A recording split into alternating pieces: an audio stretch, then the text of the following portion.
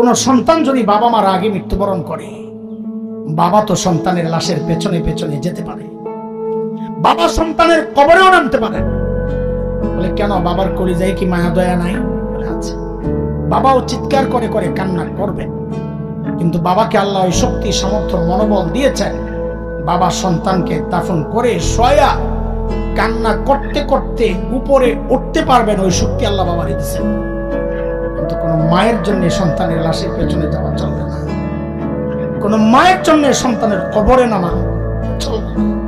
কেন, দুনিয়ায় এমন কোন মা নাই যে সন্তানকে দাফন করার জন্য কবরে নেমে সন্তানকে শোয়া দিয়া ওই মা আবার সুস্থ অবস্থায় উপরে উঠবেন, এমন কোন মা নাই।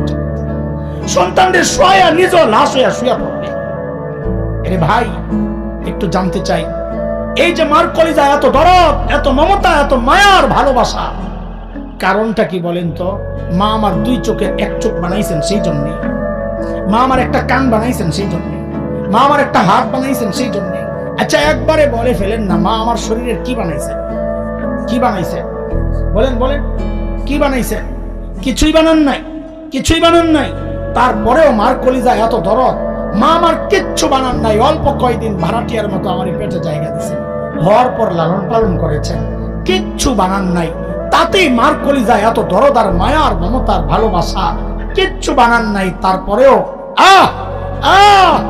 তাইলে যে আল্লাহ আমার চোখ বানাইছেন, আল্লাহর কত কথা, যে আল্লাহ আমার হাত পা বানাইছেন, আল্লাহর কত, যে আল্লাহ আমার এত এত নিয়ামত দিয়া বাঁচায় রাখছেন, আল্লাহর কত মায়া।